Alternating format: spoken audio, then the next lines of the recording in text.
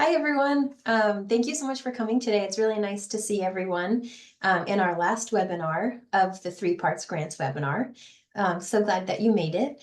We'll be discussing everyone's very favorite thing today, grant reporting. I don't know if it's actually everyone's favorite thing, but hopefully everyone enjoys the webinar regardless. I will include information at the end of the presentation about how you can access the recording and webinar materials. So look for that at the end. And looks like we've done a short introduction in the chat. So if you haven't done that yet, please post your name and your organization in there, and then we will get started. We can go to the next slide, Caleb.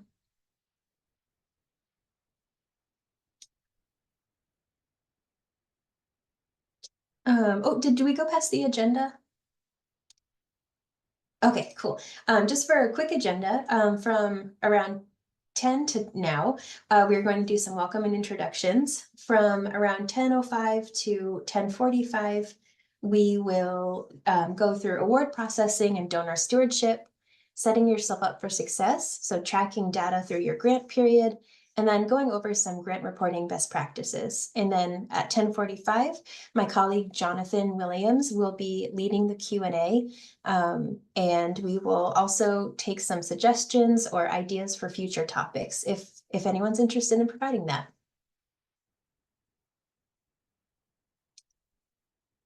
Next slide, thank you.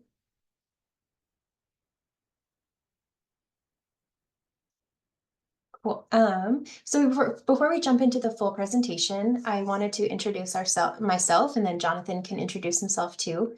Jonathan, I know that you're dealing with some internet outage issues on your side of Berry City this morning, but are you available to introduce I yourself? am. Can you hear me okay, Kate? Yep, I can hear you. Wonderful. Hi, everyone. My name is Jonathan Williams. I'm the Vermont Foodbank's Senior Manager of Grants and Contracts. I've been with the food bank for almost 7 years, and I handle a lot of the state and federal drawdowns. And I work with Kate on the grants team. And this gentle rain has knocked out my internet here in Barrie, so I will be leaving my video off without any objection. Thank you. Thank you, Jonathan. Luckily, I mean, not luckily for you, Jonathan, I'm sorry that you're dealing with that. Luckily, I'm on the other side of Berry City, so hopefully my internet stays. Fingers crossed. Hi, everyone. I'm Kate. I've also been with the food bank for close to 7 years. The first 4.5 years at the food bank were in a different position. I was actually the volunteer services manager, and then a couple years ago switched over into this role. I primarily support the corporate foundation and then Feeding America grants. So that's Jonathan and I are a good team, I think. We can go to the next slide. So we're going to get into grant processing. So after researching, drafting, applying, and waiting, you finally get the good news. You got the grant, which is awesome. We recommend immediately saving the grant award letter. We included an example of how the food bank archives each grant opportunity, and you can see the first folder describes the name of the funder, so you can find it easily in your system. The second subfolder describes the fiscal year, what type of opportunity it is, and then the status of the grant. So depending on what stage of the grant application cycle you're in, it could either say something like planned, submitted, funded, rejected, any of those things to kind of tell yourself where you're at in the process. And then the last subfolder we use to kind of keep everything related to the grant. So you can see the first folder is guidelines, forms, and background. That is a great spot if there are any empty application forms that you could save for future use. There's a drafts and notes section, which is a really helpful folder. There's the submission folder. So we would include everything from like the final PDF narrative that we would send out to even an email confirmation from the foundation or funder that the submission was received. All of that would go in the submission folder. If we were lucky to receive an award, we would, or if we got a email that we were not selected to receive an award, all of that would go in the award notification and acknowledgement section. And the acknowledgement or thank you letter that we would send out to the funder would also go in that folder. Any follow-up or reports or press information would go in the 5th folder. And then the 6th folder is kind of like the wild card. Any backup information that you need, any backup documentation, if you had some spreadsheets that you were working on to help inform your narrative, that could be a great spot to save that there. Both to really maintain all of the records for each grant opportunity, and then also to really give you a great spot to use next year if you apply for the grant. And then depending on your organization, these folders may be saved on something like an internal server, which is what we do. It could be saved. Sometimes people do that on Microsoft Teams, something like Google Drive. It really just depends on your organization's preferences and how you manage files. You can go to the next slide. So after saving the grant and award, the award and grant agreement, we do recommend updating the grants management tracker. And if you attended our first webinar in April, we did send out a link to that. So we can send out the link again today. But during award processing, you'll be primarily updating the report schedule. So updating when the report is due, who to submit it to, where it's saved. And then you'll also be submitting or updating the submitted fiscal year grant tracker. So going to update the tracker to indicate that if you've received funding, has it arrived? If you've received a note about when a report would be due, writing it on that submitted fiscal year grant tracker. So that's a great spot to have everything in one place to make sure that nothing falls through the cracks. And we can skip to the next slide. The last one, so who else in your organization, like somebody like an executive director, finance, program staff, would need to know about this grant? This can vary a lot depending on your organization's structure or size. Depending on your organization, the executive director might be doing a lot of the finance roles, for example, or if you're in a larger organization, those roles might be separate. But it can be really helpful to send an email, a reference email to relevant staff so they know that the funding came in and any requirements that they would need to know while they, excuse me, while they collect program information for the year. So we send out, I've included a template of what we send out for each grant we receive.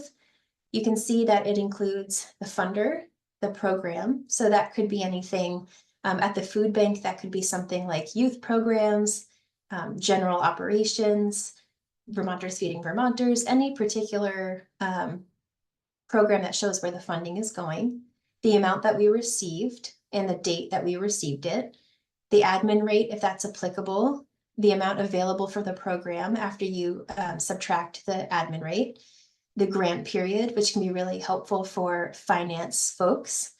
Here I just listed as an example as FY25, which I listed as our fiscal year, but that would depend on what your fiscal year is. A reports due section to make sure that folks are aware of when information would be due. And then sometimes especially if you apply for a grant with a corporate funder, for example, sometimes they'll send a press kit, which can be included in this email. And that's so if you want to post about it on social media or you do a press release that you're using whatever brand requirements and logo requirements that they would like you to. So that's a great spot to do that. Oops. Sorry about that. I just lost my spot. Let's see. Oh, in addition to updating the grant report spreadsheet, we also have found it really helpful to mark the report due date on whatever, calendar or task management system you're using. So at the food bank, the systems are definitely duplicative, but it's that way on purpose, so nothing ever falls through the cracks. So when we write down a report being due, we will write it down on our spreadsheet, that grants management tracker. We will include that in Razor's Edge, which is a platform that we use. And then we will also do it in something like our Outlook calendar. So we really are getting the reminder from several different places, and we can make sure that nothing ever falls through the cracks. We can go to the next one. So before chatting about grant acknowledgements, I wanted to briefly introduce the donor stewardship cycle, which some of you may have seen before. I know that my colleague Melissa might have shared something similar to this during the volunteer presentation, if any of you attended that. But you'll see identification, which is the first step, research and qualification, which is kind of covers that grant prospecting cycle that we had talked about before, the cultivation and solicitation, which is the grant writing and grant budgeting. And then the last kind of stage in that cycle is stewardship, which is a really, really important cycle and that cannot be overlooked. It helps to engage donors and really communicate the impact of their support. So we'll get into, oh, awesome. We'll get into that. And then I'm just going to highlight something from Robert. Attended a webinar yesterday sponsored by the nonprofit library presenting free grant tracking systems. And it looks like a very useful system for tracking grants. That's awesome. So we can go to the next slide.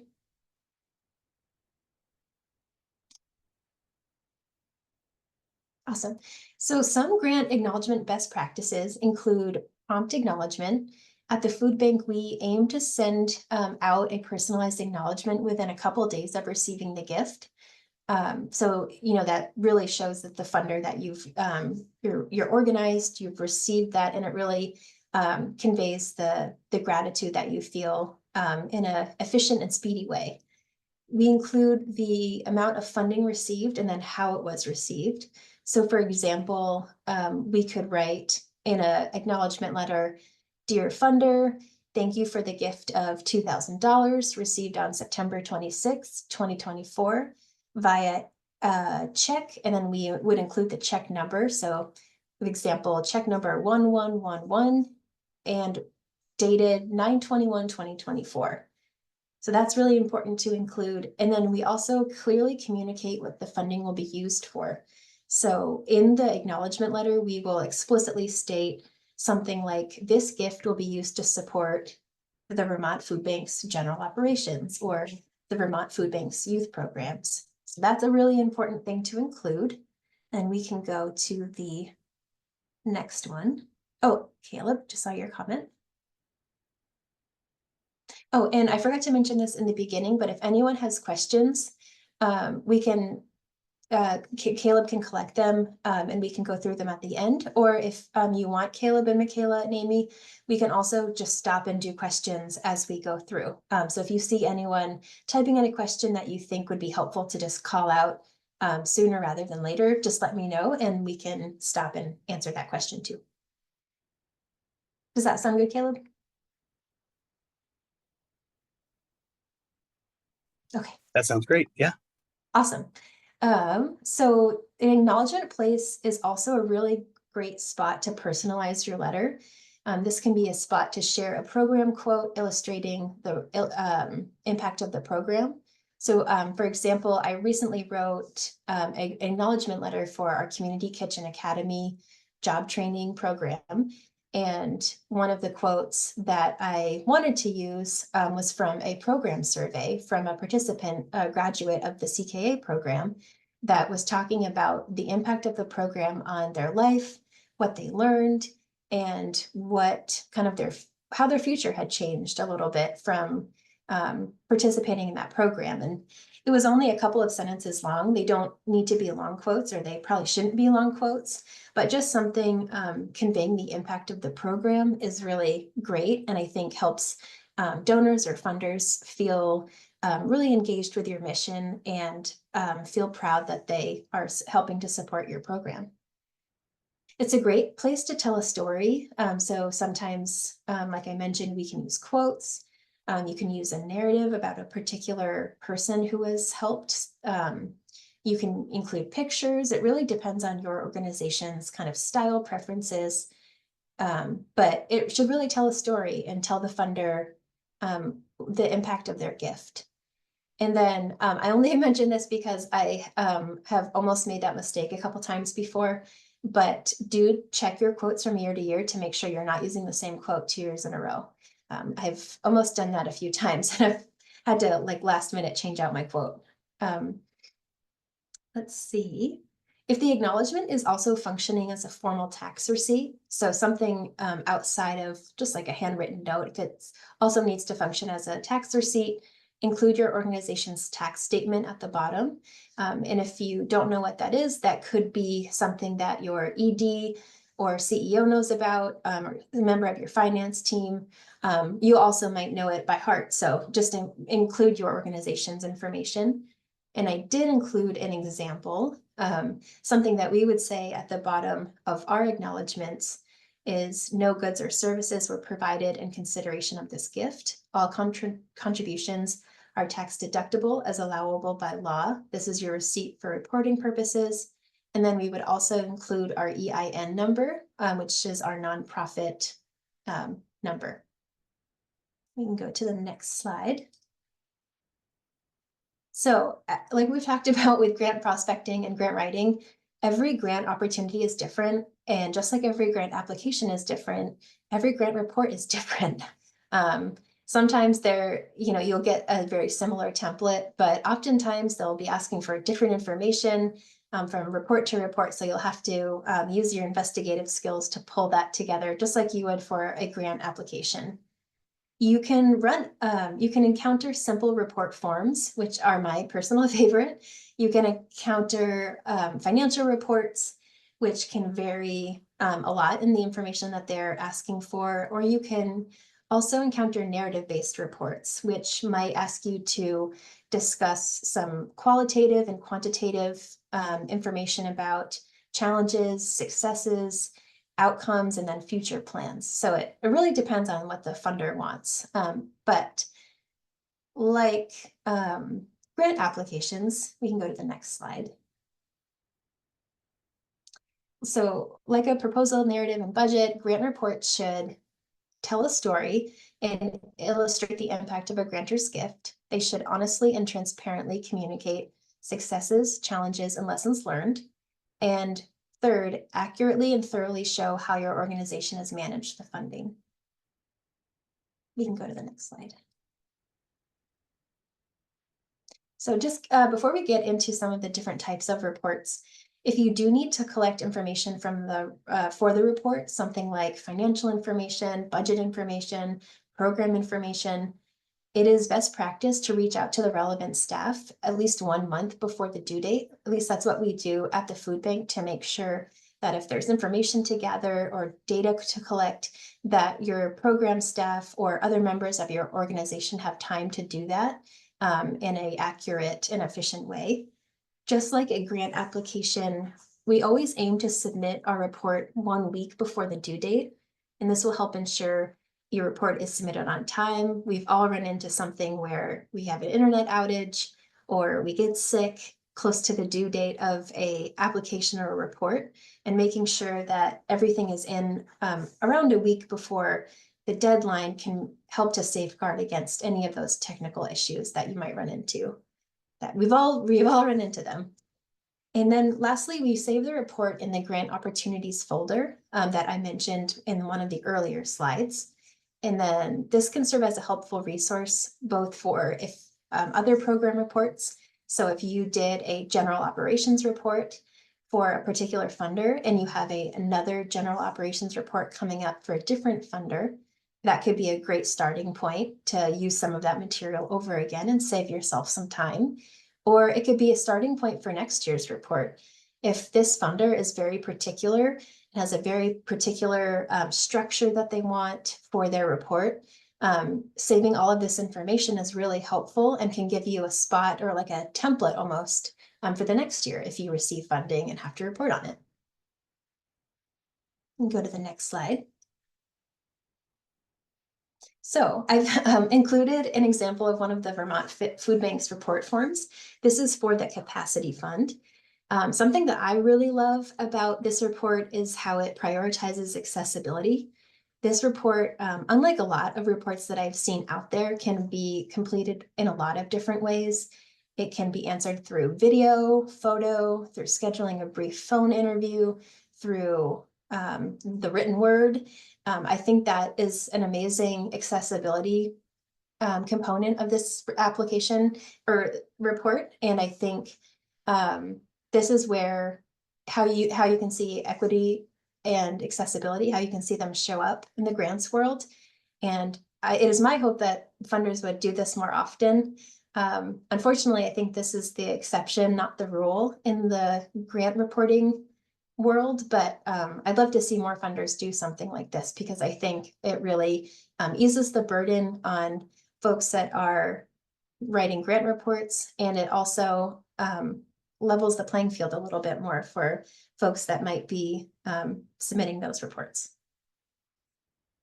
And I've included a link to, on the capacity fund, I've included a link to that report too, so you can see the larger, sorry, you can see the entire document and what questions are asked and what kind of information you need to collect. So that example is right there. We can go to the next slide. I have included a second example of a report. This time it's from the Philanthropy Massachusetts Common Grant Language report form. If you apply for funding from an organization based in Massachusetts, you might have already run into this form. I've included a link to their common application, their common budget template, their demographic form, and then their report template. And you can read more on their website about how and why this common language was developed. But for a couple of funders that I've interacted with from the Massachusetts area, they will ask us to fill out this form, which kind of similar to Vermont Foodbank's form is designed to be more accessible and easily filled out by different grantees. We can go to the next slide.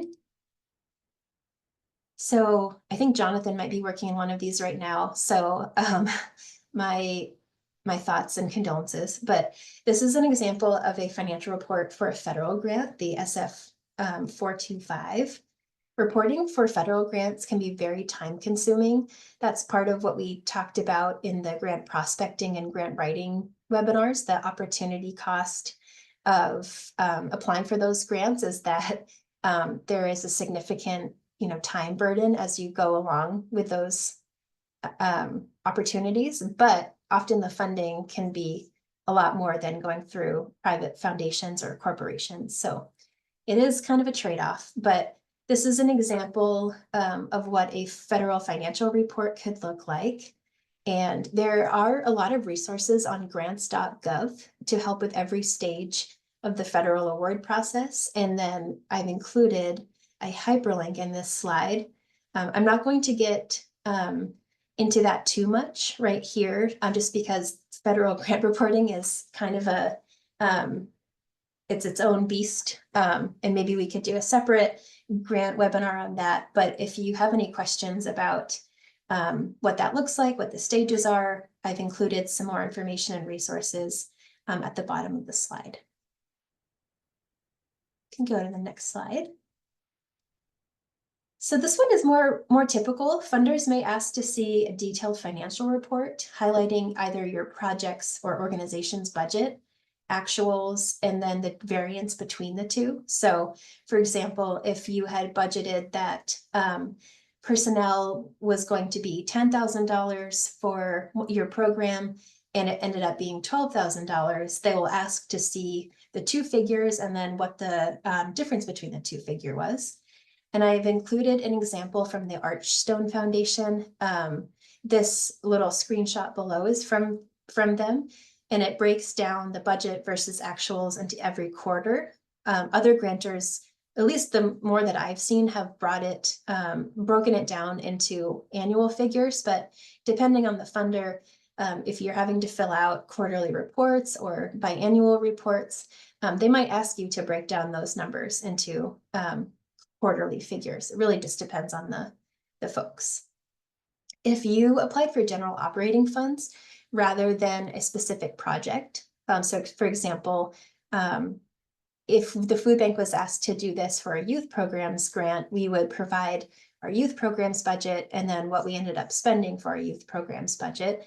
But if we applied for general operating funds, at the end of the year, you might be asked to send in your organization's fiscal year income statement, an audit. We have that publicly available on our website. So sometimes we are asked to send in our audit. The annual report, which is also publicly available on our website, and some more specific accounting documents that you might work with your finance team or whoever does the finances at your organization to collect. So sometimes your program team too will be the people you reach out to. We can go to the next slide. So a narrative report is my personal favorite, and one I'm actually working on right now, but it will ask you to communicate oftentimes what methods were successful in project implementation. It can ask you what the impact of the program was. It can ask how the program results compared with your original program goals. So for example, I just submitted a youth programs application recently where I detailed what our goals were for FY24, fiscal year 24. And then I also gave an update on what we had accomplished so far for fiscal year 24. So, we communicated that we had hoped to serve X amount of students through the backpack program or X amount of students through the Veggie Van Go Schools program. And then that report provided a great spot to communicate how many people we had served this year, and then provide insight on anything that we ran into. Like, did the flood in Vermont make things more challenging? Were there any extenuating circumstances that either helped or made your program more challenging to implement? It really is a great spot for reflection and honesty, and just communicating back on what goals you had communicated in the beginning. Oh, and this is also a great place. If you have impact quotes, that's a great place to share those. If you have photos that you have been able to share with permission from the folks in the photos, that's an awesome thing to include. Sometimes the food bank will include a copy of a newsletter. Ours is called Kernels. You may have seen it before. But it's a good spot to just give an organizational update and a program update. And those ones for me are the most fun to write. So, and then one of the last slides, we can go to the last one. Perfect. There's some upcoming live trainings that is kind of a culmination of a lot of the things we've talked about the last few months. There's an introduction to project budgets in a couple of days, actually tomorrow, from Candid. There's introduction to finding grants, prospect like a pro, introduction to proposal writing, and introduction to measuring your impact, which is most closely aligned with what we did today. And then there are some on-demand trainings if that works better for your organization or for your learning style to not have a particular date and time that you want to show up. But some of the on-demand trainings are what makes a good fundraising proposal, making your major foundation and corporate grant applications stand out, sharing power, a frank discussion between funders and grantees, upgrading your grant budget to attract some major foundation funders, and then crafting really compelling grant proposals. So those are all some free trainings, and it looks again like Robert Seymour mentioned a webinar that he had attended sponsored by the nonprofit library, presenting a free grant tracking system with monday.com. So that could be a great resource as well. Then as we wrap up, we will send out a recording of this presentation and then a PDF copy of the slide deck soon. And hopefully the second I came into the meeting, it was already recording. So it looks like we won't run into a technical issue like we did last time with Zoom being temperamental. And then I did want to reiterate as we head into the question and answer section that this is our last webinar in the 3-part series. So I'm really curious to hear from you if this series was helpful, if it would be helpful to run again during the next fiscal year. If you are curious into more topics, if there's anything that really you want to dive deeper into that we haven't covered here, something like federal grant applications, conducting site visits with funders. There's a bunch of different things. We could even go into creating a language bank, how to do that. So if any of that sounds of interest to you, or there's something that I haven't even thought of, please feel free to post it in the chat, or we can also talk about it during the Q&A. And if you have any questions, before we head into the Q&A section, please feel free to email Jonathan and I. Jonathan's email is jwilliams@vtfoodbank.org, and mine is ksteward, STEWARD, @vtfoodbank.org, and we're available anytime if you have questions. And then, oh, thank you for posting that in the chat, Jonathan. And I think this conclusion, or this part of the webinar has concluded, and then Jonathan will facilitate our Q&A portion for the last 20 minutes or so, and then we might end up leaving a couple of minutes early depending on where we wrap up. And Kate, just to chime in, it looks like a few folks, oh boy, my dogs are barking. Sorry about that. Good pet. But somebody asked where the on-demand trainings are, and they're on our network partner hub under resources. There's a tab there that says on-demand webinars. So you're going to click on that, and we have the 2 previous grant webinar trainings as well as the volunteer stewardship one. Awesome. And then when you receive the PDF of the slideshow, a lot of the links to the on-demand trainings are all hyperlinked. So you can go directly to the training link right in the slide.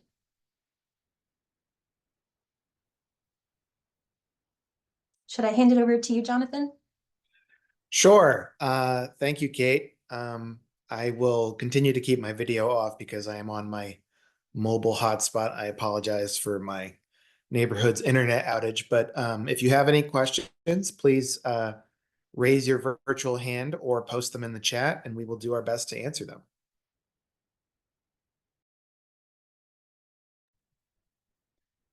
And if you don't have any questions, that's quite all right as well.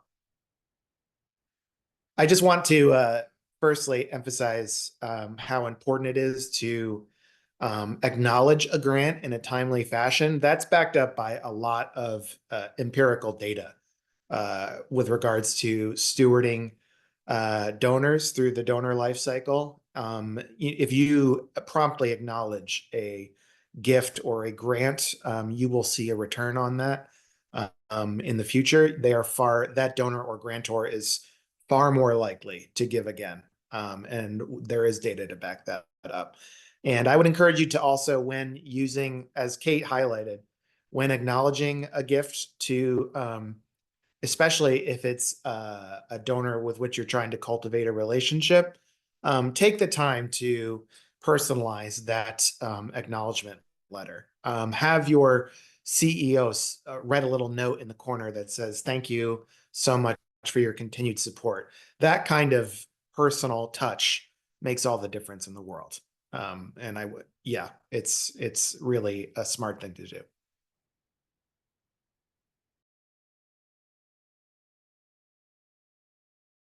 And thank you, Mary. I just noticed it's something you posted in the chat, which was a topic for a future webinar that maybe I can pass along to Amy and Caleb and our network relations team about how to help non-English speaking neighbors who visit pantries, because folks are seeing this more and more, which is a great idea. Julie asked a question in the chat. Do you want me to read that to you, Jonathan? No, I can see it. Okay. Thank you. Is it acceptable to write a personal note on a thank you card or just electronically? Yeah, I mean, we used to send out all of our acknowledgement letters by traditional postal mail. We no longer do that at the food bank. A great number of our grant acknowledgement letters are sent electronically. We have a template that we use, and we add our digital signature. However, if it is for, say, a very large gift, a 5 or 6 figure gift potentially, or from a donor that has supported the food bank for a very long time, I would encourage you to, for example, print out the acknowledgement letter, have the board director or CEO or executive director write a little handwritten note on it, sign it, and then scan and email it, for example, and mail it along, or simply just send it via email. But those kinds of personal touches that show that it's something more than just a standard form makes a difference. It shows that there's a human at the end of the line there, and it establishes that personal connection, which can lead to increased giving in the future.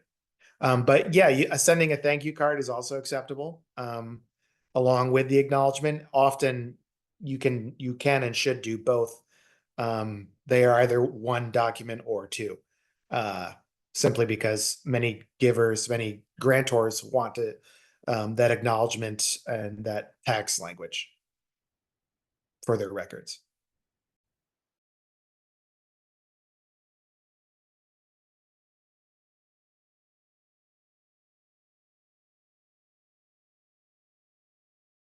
Any other questions? Yes, I put this in the chat, but I didn't see a response. The webinar that's tomorrow, or the training that's tomorrow, would you be able to post a link? I don't think we'll be getting the slides before then. Yeah, hey, Marilyn, I copied the link into the chat. I quoted your message. I don't know if it lets you know it was there though. So if you scroll up a little bit, I posted the link there. I am not seeing it. It's the only one I see is the resources one, the Partner Hub resources link, Sure. but that wasn't from Oh. you. Yeah, it looks like Kate just put it right at the bottom of the chat also, so you should be able to see Oh, it there. thank you. Okay.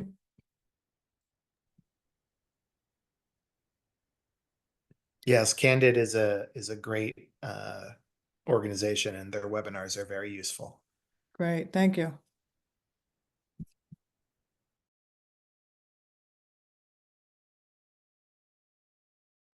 Will the link be sent out tomorrow over email? I defer to my food bank colleagues on that question.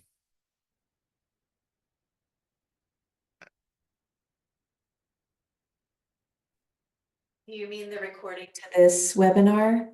Is that the question? I assume so, but I'm Julie, Okay. could you clarify? Sorry.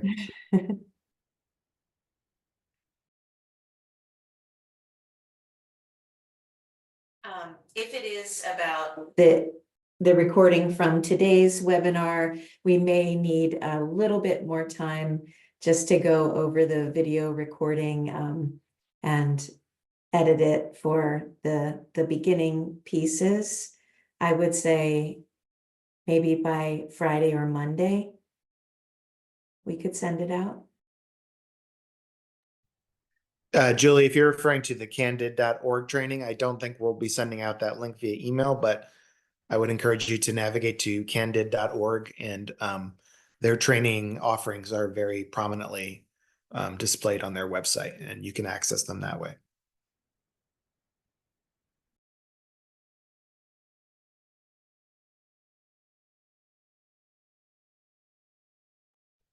Any other questions? What is a grant?